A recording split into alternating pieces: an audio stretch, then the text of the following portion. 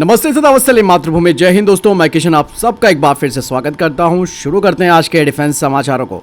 बढ़ते पहले defence update की तरफ, जो कि भारत के stealth wing flying test bed यानी कि स्विफ्ट टेक्नोलॉजी डेमोन्स्ट्रेटर को लेकर आ रही है, जिसमें ये कहा जा रहा है कि इसके सफल परीक्षणों के बाद अब भारत नेक्स्ट जनरेशन के अनमैन्ड कॉम्बैट एरियल व्हीकल, जिन्हें कि हम UCAV कहते हैं, उनके विकास के लिए एक महत्वपूर्ण रास्ता तैयार हो चुका है। और आप सब जानते हैं कि स्विफ्ट TD-110 का एक फ्लाइंग विंग डेमोन्स्ट्रेटर है और यही एक आधार बन रहा है हमारे 13 टन के घातक UCAV के लिए, जो कि एक शक्तिशाली स्ट्राइक विमान होगा। और एरोनॉटिकल डेवलपमेंट एस्टेब्लिशमेंट इसे तैयार कर रही है। स्विफ्ट का ये जो डिजाइन है वो न केवल 13 टन के घातक UCAV के लिए फिजिबल है, बल्कि इसे और भी बेहतर बनाने की क्षमता रखता है। और स्विफ्ट टेक्नोलॉजी डेमोन्स्ट्रेटर से जो सीख मिली है, उसी के आधार पर बड़े मानवयुक्त या फिर मानव रहित प्रोग्राम पर काम किया जाएगा। और इस प्रोग्राम के सफल हो जाने के बाद हमारे आर्म फोर्सेस को नेक्स्ट जनरेशन के गेम चेंजिंग स्टेल्थ UCAV मिलने लगेंगे। यहाँ पर कुल मिलाकर ये कहा जा सकता है कि जो DRDO का स्विफ्ट टेक्नोलॉजी डेमोन्स्ट्रेटर है, वो भविष्य में बड़े जो स्टेल्थ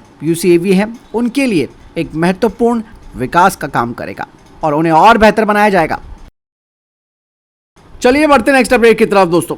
भारत और अमेरिका ने F414 इंजन की बिक्री और ट्रांसफर ऑफ टेक्नोलॉजी के लिए बातचीत फिर से शुरू की है और इस प्रोग्राम में HAL के साथ जो स्थानीय भागीदार हैं वो भी जुड़ेंगे। आप सब जानते हैं कि अमेरिका ने भारत को 80% टेक्नोलॉजी ट्रांसफर का वादा किया है, जिससे कि F414 इंजनों का जो स्थानीय उत्पादन है वो आसान हो पाएगा। और इस डील के लिए अमेरिका की कांग्रेस की तरफ से मंजूरी पहले ही मिल चुकी है और अब प्राइस नेगोशिएशन के लिए यानी कि मूल्य वार्ता के लिए आगे का रास्ता तैयार हो गया है। और ये जो मूल्य वार्ता है वो इस साल के अंत में भारत में होगी, जिससे पता चलता है कि ये डील या तो इस साल के अंत में या फिर अगले साल की शुरुआत में हो जाएगी। और भारत को कम से कम 400 F414 इंजनों की जरूरत है, जिनका इस्तेमाल न केवल तेजस मार्क 2 में किया जाएगा, बल्कि AMCA mark 1A fighter jet में भी इनका इस्तेमाल किया जाएगा। यही नहीं दोस्तों, आत्मनिर्भर भारत के दृष्टिकोण के अनुरूप भारत की मिश्रा धातु निगम लिमिटेड यानी कि मेधानी ट्रांसफर ऑफ टेक्नोलॉजी मिलने के बाद GE-F414 इंजन के लिए महत्वपूर्ण कंपोनेंट्स की आपूर्ति भी करेगी, यानी कि इसके जरिए भारत की जो तकनीकी क्षमता है वो भी बढ़ेगी और सप्लाई चेन में भारत की जो घरेलू कंपनियां हैं वो इसका महत्वपूर्ण पार्ट बन जाएंगी और भारत में एक इकोसिस्टम भी तैयार हो जाएगा। चलिए बढ़ते नेक्स्ट अपडेट की तरफ। DRDO ने भारतीय नौसेना को मीडियम रेंज का माइक्रोवेव ऑब्स्क्यूरेंट चैफ रॉकेट सौंपा है, जिसे कि DRDO के डिफेंस लेबोरेटरी जोधपुर ने तैयार किया है। दोस्तों ये खास तकनीक है जो कि रडार संकेतों को ऑब्स्क्यूर यानी कि स्पष्ट करती है और जो हमारे प्लेटफॉर्म्स और एसेट्स हैं उसके चारों तरफ एक माइक्रोवेव शील्ड बनाती है, जिससे कि रडार का पता लगाना कम हो जाता है। यानी कि दोस्तों ये एक तरीके से भारतीय नौसेना के लिए एक आयरन डोम की तरह काम करेगा। चलिए बढ़ते नेक्स्ट अपडेट की तरफ दोस्तों। एंड्योर सिस्टम, जो कि भारत के लिए अनमैन एरियल व्हीकल्स को तैयार कर रही है, उन्होंने अभी हाल ही में अपने सबल 20 UAV का हाई एल्टीट्यूड टेस्ट किया है और इसे खेरुलेक, जो कि 3500 मीटर की ऊंचाई पर है, और इसके अलावा चांगला, जो कि 5360 मीटर की ऊंचाई पर है, वहां पर इसका डेमोन्स्ट्रेशन किया गया। और इस टेस्ट के दौरान सबल 20 को कई कठोर परिस्थितियों से गुजरना पड़ा, जिसमें कि अत्यधिक तापमान में उतार चढ़ाव, इसके अलावा बदलती हुई हवा की स्पीड को लेकर भी काफ़ी सारे चैलेंजेस इस UAV के सामने आए हैं। हालांकि कहा यह गया है कि काफ़ी सारा डेटा इकट्ठा किया गया है, जिसके बाद फिर से आगे इसमें कुछ रिफाइनमेंट किए जाएंगे। मैं आपको बता दूं कि जो सबल 20 ड्रोन है वो कोई आम ड्रोन नहीं है, बल्कि ये एक लॉजिस्टिक ड्रोन होगा, जो कि भारतीय सेना की अग्रिम पंक्तियों तक लॉजिस्टिक्स को पहुंचा सकता है। और सबल 20 20 किलोग्राम तक का पेलोड ले जा सकता है, खास करके ऊंची ऊंचाई वाले क्षेत्रों में। बढ़ते नेक्स्ट अपडेट की तरफ। अमेरिका की तरफ से कह दिया गया है कि अब वो अपने स्ट्राइकर आर्मर्ड व्हीकल को भारत भेज रहा है, ताकि भारतीय सेना इसका मूल्यांकन कर सके। अमेरिका के उप विदेश मंत्री काट कैंपले ने घोषणा की है कि अमेरिकी सेना जल्द ही भारतीय सेना में स्ट्राइकर बख्तरबंद वाहन की क्षमताओं का प्रदर्शन करेगी। हालांकि दोस्तों स्ट्राइकर बख्तरबंद वाहन जो है वो एक बेहतर प्लेटफॉर्म कहा जाता है, लेकिन इसका मूल्यांकन जब किया जाएगा और अगर उसमें ये खरा उतरता है तभी इसके ऑर्डर्स दिए जाएंगे, क्योंकि भारत का टेरेन हो या फिर यहाँ का वातावरण वो अलग अलग तरीके का है। ऐसे में इस बख्तरबंद वाहन को न केवल अत्यधिक ठंड बल्कि अत्यधिक गर्मी और हाई एल्टीट्यूड जैसे एरिया में अपने आप को प्रूफ करना होगा, तब जाकर इसे खरीदा जाएगा। ये नहीं कि अमेरिका ने बोल दिया तो भारत ने इसे खरीद लिया। इसका इवैल्यूएशन कठोर मानकों पर किया जाएगा। हालांकि अमेरिका ये चाहता है कि वो इन बख्तरबंद वाहनों का निर्माण भारत में करे, लेकिन अगर ये भारत की कठोर परिस्थितियों में साबित करता है अपने आप को, तभी आगे बात बनेगी। चलिए बढ़ते हैं नेक्स्ट अपडेट की तरफ, जो कि भारत और रशिया को लेकर आ रही है। भारत ने रशिया से 5 S-400 का सौदा कर रखा है और ये करीबन $5.4 बिलियन के आसपास का सौदा रहा। हालांकि भारत को अभी तक 3 S-400 मिल चुके हैं, जबकि 2 का आना बाकी है। और रशिया यूक्रेन वॉर में फंसा हुआ है, तो इसी वजह से वो भारत को हथियार नहीं भेज पा रहा है। लेकिन अब दोस्तों रशिया ने एक ऐसा फैसला किया जो भारत के लिए काफी फेवरेबल होने वाला है। इन सिस्टम्स की डिलीवरी के बाद इनकी मेंटेनेंस के लिए एक सेटअप भारत में ही स्थापित किया जाएगा। और ये पहली बार हो रहा है दोस्तों जब S-400 मिसाइल सिस्टम के लिए रशिया अपने देश से बाहर कोई मेंटेनेंस फैसिलिटी स्थापित करेगा।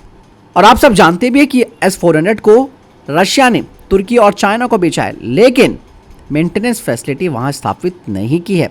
ये भारत के लिए बहुत बड़ी बात है दोस्तों। और भारत को जब 5 S-400 स्क्वाड्रन्स मिल जाएंगे तो भारत में इस एयर डिफेंस सिस्टम के पुर्जों का निर्माण भी किया जाएगा।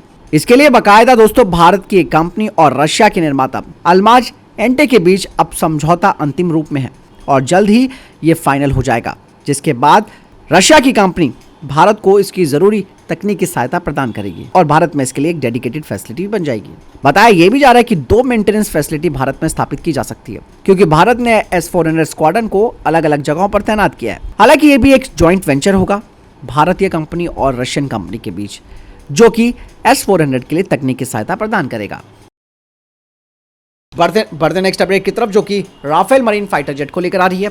और कहा जा रहा है कि जो बेस प्राइस को लेकर बातचीत चल रही थी भारत और रशिया के बीच 26 राफेल मरीन फाइटर जेट के लिए, उसमें सहमति बन गई है। और ये फाइटर जेट भी स्पेसिफिक इन्हांसमेंट के साथ भारत आएंगे और इसमें जो कुछ इन्हांसमेंट हैं वो इंडियन एयरफोर्स वाले भी होंगे, जैसे कि helmet mounted display, low band frequency jammer, better radio altimeters, very high frequency range decoys और कुछ सॉफ्टवेयर अपग्रेड्स भी होंगे। भारत और फ्रांस के बीच राफेल की कीमतों को लेकर बातचीत काफ़ी पहले से चल रही थी। कहा जा रहा है कि ये जो कॉन्ट्रैक्ट है वो 2024 के अंत में साइन किया जाएगा और भारतीय नौसेना करीबन 22 सिंगल सीटर फाइटर जेट और 4 ट्विन सीटर फाइटर जेट ले रही है फ्रांस से राफेल मरीन के। ऐसे में ये कुल मिलाकर सौदा 40,000 करोड़ रुपए के आसपास हो जाता है और इसमें मिसाइल्स और मेंटेनेंस कॉन्ट्रैक्ट भी होगा। चलिए बढ़ते नेक्स्ट अपडेट की तरफ। दोस्तों भारतीय नौसेना के लिए 8 नेक्स्ट जनरेशन कॉर्वेट्स को लेकर 4 कंटेंडर्स में कंपटीशन चल रहा है और इसकी कुल कीमत करीबन 36,000 करोड़ रुपए है। और ये जो 4 कंटेंडर्स हैं उनमें Mazagon dock ship builder, Garden Reach ship builder, Larsen and Toubro और एक अनडिस्क्लोज्ड कंटेंडर है। कहा जा रहा है कि कॉन्ट्रैक्ट 2 विनिंग यानी कि 2 जीते हुए जो बोलीदाता हैं यानी कि बिडर्स हैं उनके बीच इसे डिवाइड किया जाएगा, जिसमें कि लोएस्ट बिडर यानी कि L1 को 5 कोवेट्स बनाने का ऑर्डर दिया जाएगा, जबकि सेकंड लोएस्ट बिडर यानी कि L2 को 3 कॉर्वेट्स बनाने का ऑर्डर दिया जाएगा, वो भी सेम प्राइस पर। चलिए बढ़ते नेक्स्ट अपडेट की तरफ। दोस्तों रशिया ने अब एक ऐसा मास्टर स्ट्रोक खेला है जो कि वाकई में पश्चिमी देशों को हैरान कर रहा है। अब ये खबर आई है कि नॉर्थ कोरिया रशिया की सहायता के लिए यूक्रेन में अपने सैनिकों को भेजेगा और अगले महीने नॉर्थ कोरिया के सैनिक रशिया के सैनिकों के साथ खड़े होंगे। ऐसे में अमेरिका की भी जो आंखें हैं वो सर पर चढ़ गई हैं। उसकी तरफ से कहा गया है कि अभी हम इस पूरे मसले पर नज़र बनाकर रखें। साथ ही यूएस ने यहाँ पर तंज मारते हुए कहा कि रशिया केवल नॉर्थ कोरिया के सैनिकों का इस्तेमाल करेगा, यानी कि उन्हें गोली लगने के लिए आगे भेजेगा और बाद में रशिया के सैनिक आगे की ज़मीन को कब्जा कर देंगे। और आपको बता दो कि अभी पुतिन ने किम जोंग उन के साथ मुलाकात की और इस दौरान डिफेंस पैक्ट्स पर भी साइन किया गया, क्योंकि दोस्तों पुतिन जानते हैं कि उन्हें कैसे अपना गेम बदलना है। पुतिन को यह भी मालूम है कि पश्चिमी देश कैसे यूक्रेन में अपने हथियार पहुंचा रहे हैं और उसके सैनिकों को नुकसान पहुंचा रहे हैं। ऐसे में दोस्तों ये जो मिलिट्री ट्रीटी है दोनों देशों के बीच, नॉर्थ कोरिया और रशिया के बीच, ये वाकई में दोस्तों एक बड़ा झटका दे सकती है पश्चिमी देशों को और यूक्रेन के सैनिकों को। और नॉर्थ कोरिया के इस कदम से उसके पड़ोसी देश साउथ कोरिया के साथ भी उसकी तनातनी हो सकती है। बाकायदा रशिया खुलकर अब कई हथियार नॉर्थ कोरिया को देगा। और एक चीज और मैं बता दूं कि जब रशिया के पास एमुनेशन की कमी हो रही थी तो नॉर्थ कोरिया ने करीबन 20 लाख आर्टिलरी आर्मामेंट्स की डिलीवरी रशिया को की थी और अब वो अगले महीने अपने सैनिकों को भेज रहा है। हालांकि अब क्या मोड़ लाती है ये सिचुएशन, ये तो वक्त बताएगा। बढ़ते नेक्स्ट अपडेट की तरफ। इसरो की तरफ से चंद्रयान 4 को लेकर एक बड़ी बात सामने आई है। इसरो के प्रमुख की तरफ से कहा जा रहा है कि चंद्रयान 4 अब चांद से मिट्टी के नमूने वापस लेकर आएगा, जैसे कि हाल ही में चाइना ने किया है। इसके लिए इसरो ने अपने प्लान की घोषणा की है, जिसमें कहा गया है कि 2 अलग अलग रॉकेट लॉन्च किए जाएंगे और उन्हें अंतरिक्ष कक्षा में भेजा जाएगा। इसके बाद दोनों रॉकेट आपस में जुड़ेंगे और चंद्रयान 4 को बनाया जाएगा और उसके बाद इसे चांद की तरफ भेजा जाएगा। और यही नहीं, इसी टेक्नोलॉजी का इस्तेमाल अंतरिक्ष स्टेशन बनाने में भी किया जाएगा। चंद्रयान 4 को 2 हिस्सों में इसलिए भी लॉन्च किया जा रहा है क्योंकि ये काफ़ी भारी होंगे और इसरो के पास अभी कोई भी ऐसा रॉकेट नहीं है जो कि इन्हें एक साथ ले जा सकता है। इसीलिए अंतरिक्ष में अलग अलग पार्ट्स को जोड़कर इसे बनाया जाएगा। और चंद्रयान 4 दुनिया का पहला ऐसा यान होने वाला है जिसे कई पार्ट्स में लॉन्च करके अंतरिक्ष में ही जोड़ा जाएगा और ये प्रयोग 2028 में किया जाएगा। और फाइनली दोस्तों, मैं आपसे पूछना चाहूंगा कि मास्टर रैंक किस रक्षा बल से संबंधित है? आपके ऑप्शन है भारतीय सेना, भारतीय नौसेना, भारतीय तिब्बत सीमा पुलिस, सीमा सुरक्षा बल। सही आंसर देने वाले के कमेंट को लाइक किया जाएगा। तो फिलहाल इधर तक के टॉप डिफेंस अपडेट। वीडियो के सामने कोई प्रश्न जवाब आपको कोई सवाल है कमेंट सेक्शन में लिखकर जरूर पूछ सकते हैं। वीडियो को लाइक और शेयर जरूर कीजिएगा। जय हिंद, वंदे मातरम।